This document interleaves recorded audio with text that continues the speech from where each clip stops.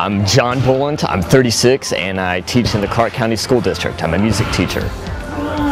Xtreme Couture was having an open house, and I went on that Saturday morning, and I had a good time. It was a lot of fun. I was concerned about, since I was a guitar teacher, getting my hands damaged, my arms broken. And I spoke with Brain Tumor and I go, look, you know, I don't want to be a sissy, but I got to take care of my career. And he said, don't worry about it. If somebody's too rough with you, just say, you know, we need to take it down a little bit, or if I just want to work on my own, everything's going to be fine. So I had a good time when I signed up. I've been here ever since.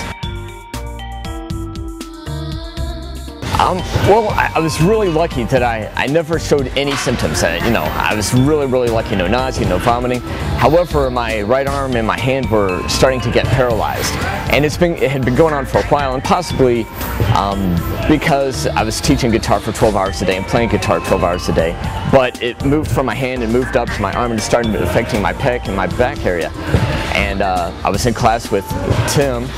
And Tim Lane, the pain, and we were doing some exercises, and he goes, what's the matter? And I go, I can't do it right now. And he goes, well, what's the matter? I go, something's the matter with my arm. And he goes, well, this is something big. He came up to me and said, Tim, you know, my head's been bothering me. Sorry if I hadn't been performing too well in class. And I'm like, you know, what do you mean? Do you have a headache? He goes, yeah, I have an ongoing headache. It's been lasting now, you know, for a couple weeks. And I said, well, you know, if it's ongoing, it could be a further, you know, bigger issue than you think. You should go see the doctor.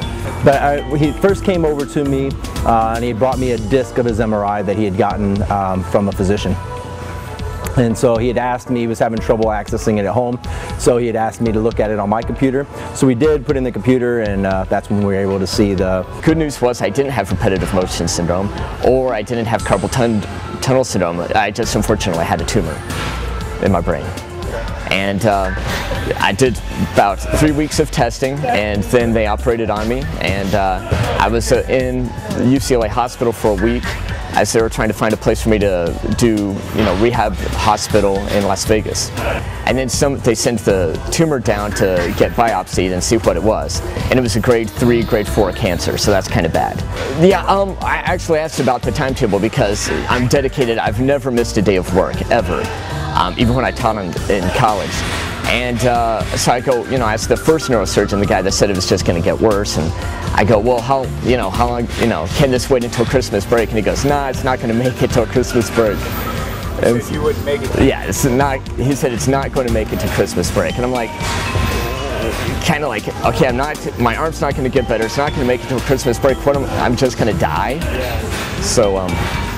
Luckily, I went to another doctor, you know, she goes, I guess you've looked up what you have, and I go, yeah, and she goes, well, you know, what it said on the internet, and I go, yeah, and she goes, and I told her that's probably, you know, 2 to 4 years, something like that, and she goes, yeah, I kind of agree with that. And it was that way with my neurologist too, and that was really depressing. When he came back, I saw half his head was shaved and he had staples in his head, so I figured that headache must have turned into something, yeah, turned into something serious. And I said, you know, dude, what's up? Where you been? He goes, well, you remember that headache I told you I had? I went to the doctor and it was a tumor on my brain, and, you know, blew me away. I think I'm in denial. I don't think I'm really gonna die or have a lifespan. I think I'm just gonna I want to get cured. I want to go back to teaching guitar in the classrooms. You know, all I've wanted my whole life is to play guitar and teach. You know, I know that sounds silly, and I know you're gonna go, oh, kid doesn't know that, but my whole life I've known that. And that's just what I want to do, and I can't sit at home, and sitting at home is not going to get me any better, and I kind of have a family here. I've got a support group. I got Tim working with me. I had Neil working with me. I mean, even now I can't spar, but I still get to work out on the heavy bag. I still get to work with Tim. Everybody asks how I'm doing, and, you know, everybody's encouraging. If I just sat at home, I wasn't able to work for a year. I wouldn't have that, so. This is kind of like a family to me. It's like a home. And Jeremy's been working with me on, you know, working with marbles, working with pennies, working with little exercises, and my hand is coming back. I hope I'll be able to teach guitar next year, and well, not next school year. That's not going to happen, but the year after that.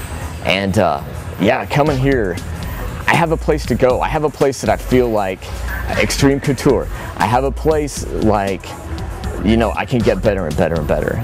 It's awesome. I always tell everybody in class, I'm like, hey guys, you think you had a bad day because, you know, you woke up in a bad mood, you know, your foot's hurt, something like that. I'm like, this guy came in with brain cancer and beat it. You know what I mean? He beat it with positive vibes. He had something to look forward to. He had hope. His attitude towards life is impeccable. I mean, it's amazing that he was back in this gym doing the workouts and stuff immediately after his surgery, and how he barely ever misses a day. He comes into rehab with me 3 times a week. So he's very dedicated. He's a very positive dude. Love the guy. Xtreme Couture has totally saved my life.